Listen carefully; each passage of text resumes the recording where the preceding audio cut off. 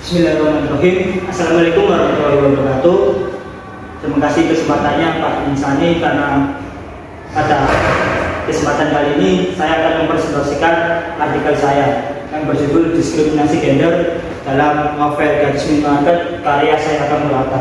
Oke, perkenalkan, nama saya Alam Aktivis Masa, NIM 2019 1110020 Universitas Muhammadiyah Surabaya. Oke, abstrak, permasalahan diskriminasi terhadap gender seringkali terjadi dalam dunia nyata maupun dalam karya sastra, seperti di dalam novel Gadis Minimarket karya saya Murata yang bercerita tentang fakta sosial dalam realitas budaya yang berada di kehidupan masyarakat Jepang. Standar manusia dewasa normal di Jepang adalah menikah, punya anak, dan memiliki pekerjaan yang tetap, serta memenuhi kebutuhan hidup yang mahal, dan terlebih lagi di Jepang memiliki peraturan pajak yang ketat. Keiko bekerja sebagai pegawai paruh waktu semenjak dia remaja sampai umur 30 ke atas. Menginjak usia yang semakin dewasa, Keiko sering ditanyai oleh teman-temannya. Terlebih lagi, Keiko bekerja pegawai paruh waktu di minimarket itu semenjak dia remaja sampai usia 30-an. Dan teman-temannya itu sering bertanya kepada Keiko kapan dia menikah dan kapan dia mempunyai pekerjaan tetap sehingga dia bisa mencukupi kehidupannya. Nah, pendekatan dalam penelitian ini menggunakan pendekatan feminisme Marxis. Dari pendekatan feminisme Marxis, peneliti mendeskripsikan bentuk-bentuk ketidaksetaraan gender yang tentang dalam novel Gadis Minimarket karya saya Murata. Teknik pengumpulan data dalam penelitian ini menggunakan reading, schooling, dan perpustakaan. Nah, ketidaksetaraan gender ini mempunyai bentuk ketidakadilan seperti marginalisasi, subordinasi, stereotip, beban kerja, dan kekerasan. Dan kata kunci pada abstrak di sini diskriminasi gender, feminisme, marxisme, dan kualitatif. Selanjutnya, pendahuluan. Diskriminasi terhadap perempuan marak terjadi berdasarkan berita dari UMD Aceh.id yang dinyatakan oleh Siti Darmawati. Pelecehan dan kekerasan seksual yang terjadi di Indonesia disebabkan oleh permasalahan terhadap kesetaraan gender. Adanya ketidakadilan gender ini dikarenakan karena marginalisasi perempuan, subordinasi dalam ranah politik, stereotip, beban ganda, dan kekerasan. Kekerasan yang dialami perempuan berupa fisik, psikis, ekonomi, seksual, dan banyak lagi. Sedangkan kekerasan yang berbasis gender.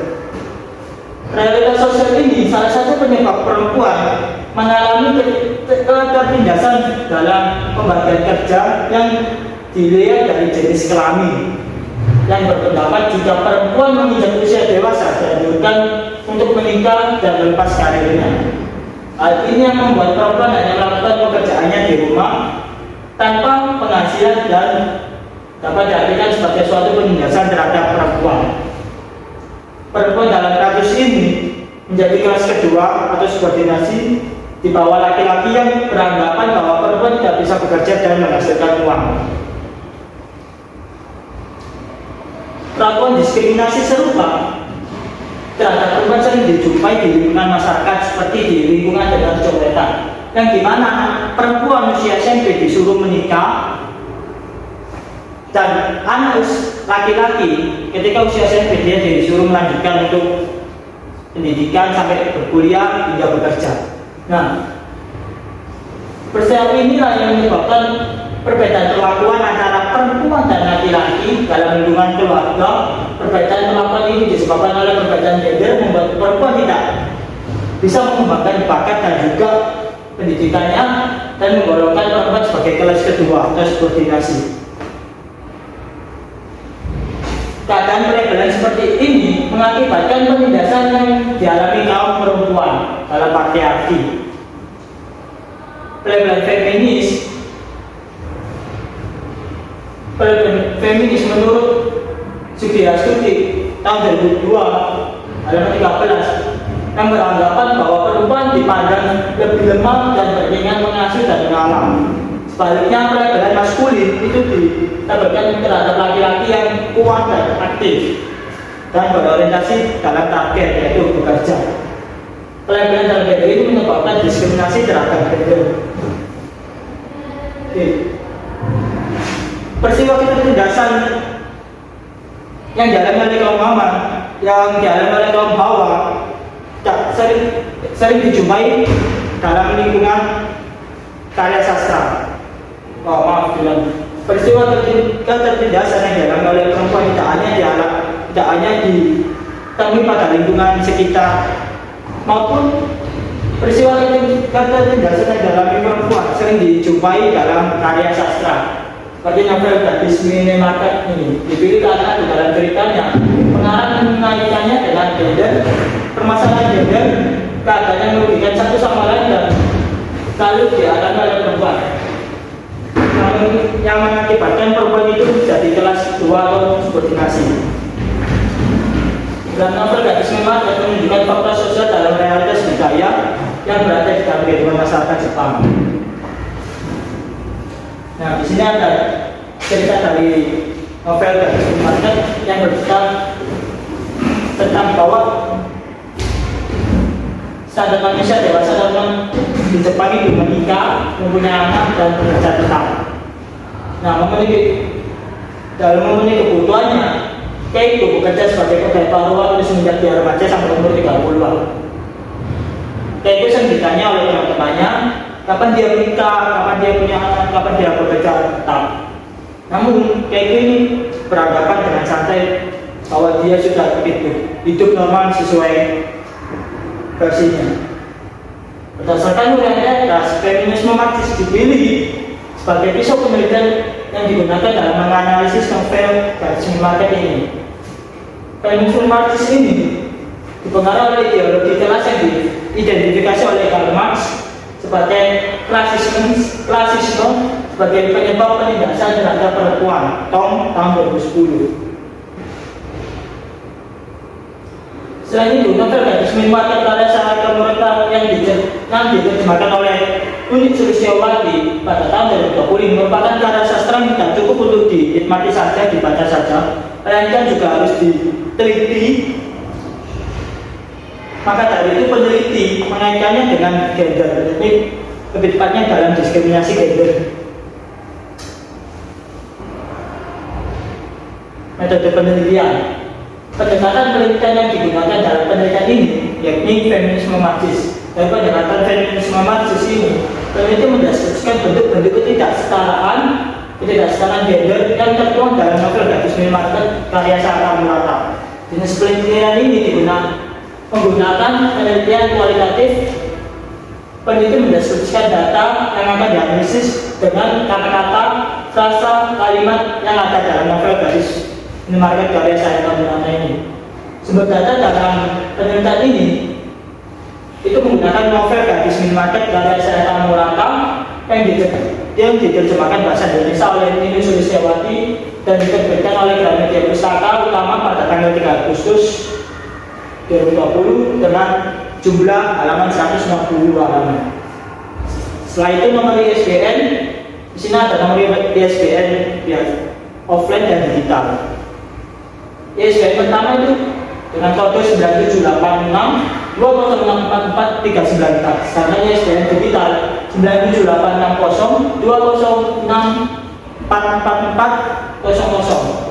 Dengan novel ini, kemudian peneliti mengidentifikasi aspek-aspek yang terkait dengan poros penelitian yang akan diidentifikasi. Teknik pengumpulan data dalam penelitian ini menggunakan reading, scoring, dan perpustakaan Najur 2005. Teknik analisis data yang digunakan dalam penelitian ini adalah analisis isi. Teknik analisis ini meliputi 2 langkah, yaitu inferensi dan analisis. Ada suara yang berbeda. Jelas. Inferensi diperoleh dengan mendefinisikan dan menjelaskan. Setelah mengerjakan inferensi, peneliti harus peka terhadap data. Kesimpulan selalu didasarkan pada makna simbol dalam teks sastra. Sedangkan inferensi mengambil bentuk kesimpulan abstrak kemudian menganalisisnya termasuk penyajian data dan pembahasan yang dilakukan secara kualitatif. Nah, selanjutnya ada hasil dari pembahasan. Feminisme Marxis adalah penindasan terhadap perempuan yang mengakibatkan sistem kapitalis. Kapitalis ini dimaksud dalam penelitian adalah sebuah sistem hubungan kekuasaan. Oleh karena itu, hasil pembahasan akan diuraikan peneliti sebagai berikut dengan ketidaksetaraan gender dalam novel Gadis Minimarket karya Sayaka Murata.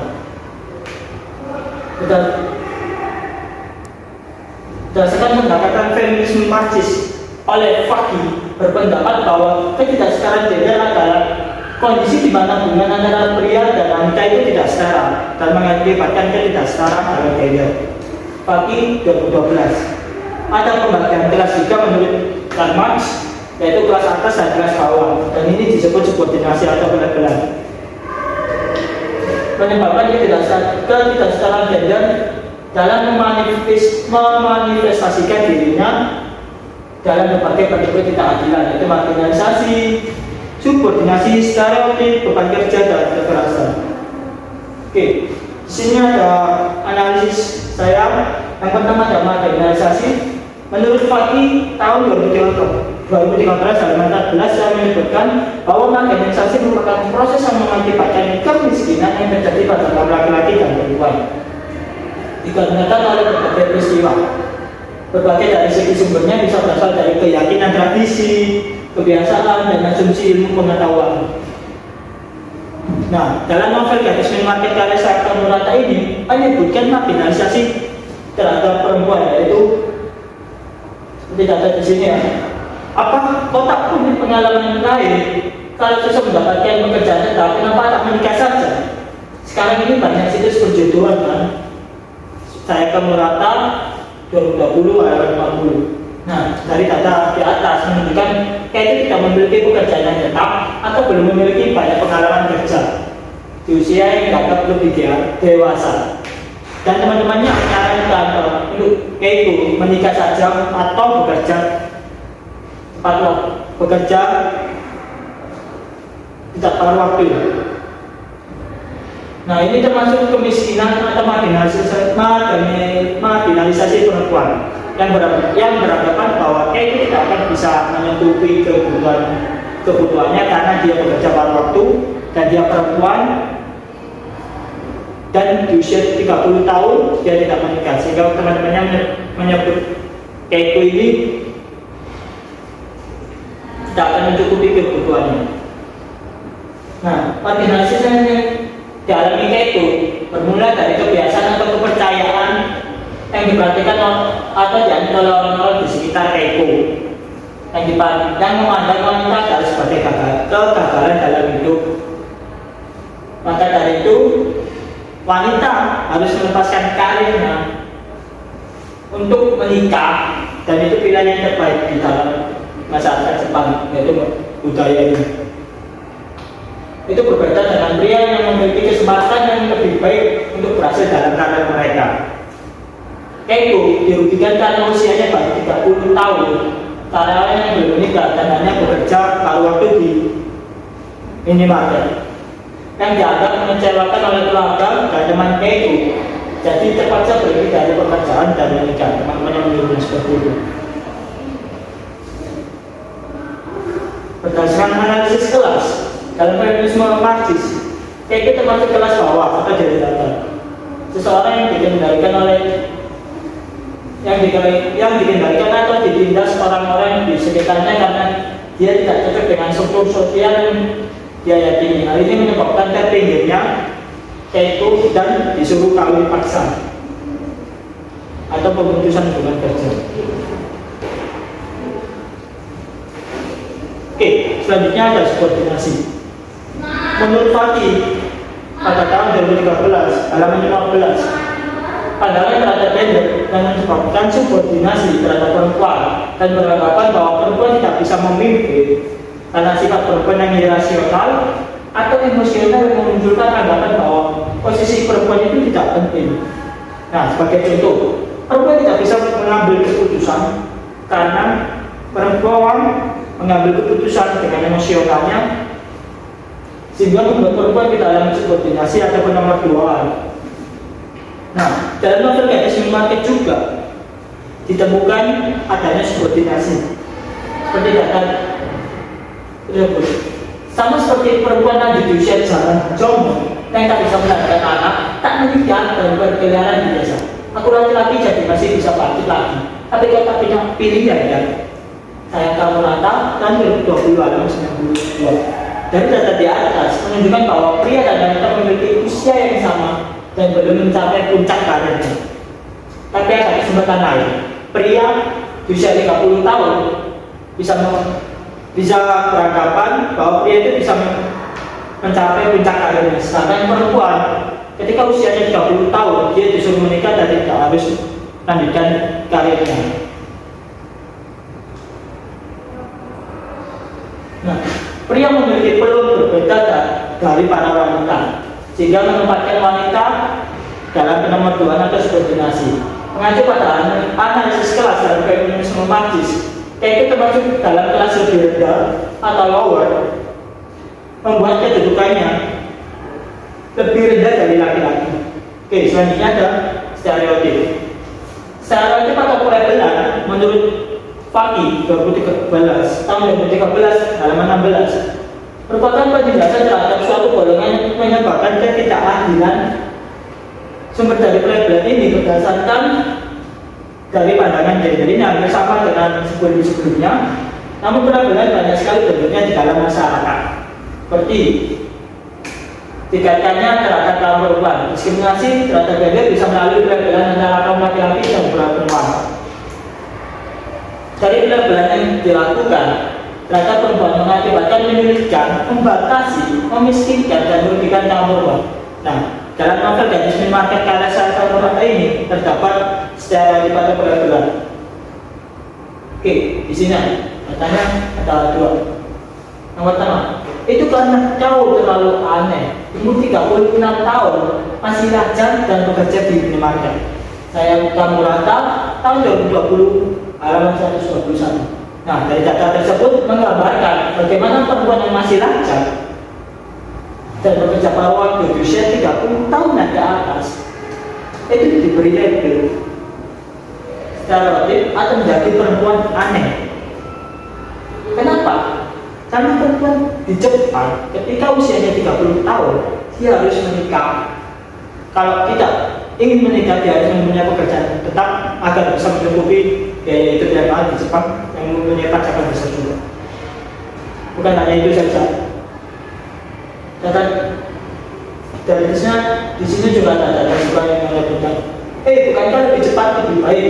Kan juga tak bisa terus-terusan seperti itu. Dan sejujurnya kau juga merasa putus asa kan?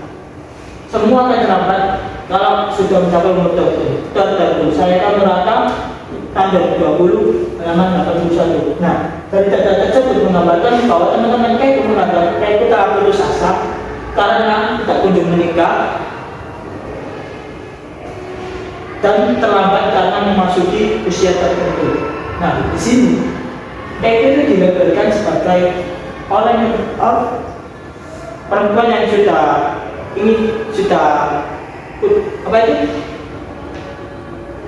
terlambat dalam menikah karena usianya yang 36 ke atas itu tadi. Nah, keterlambatan itu dalam menikah dalam 30 tahun yang diberikan dalam masyarakat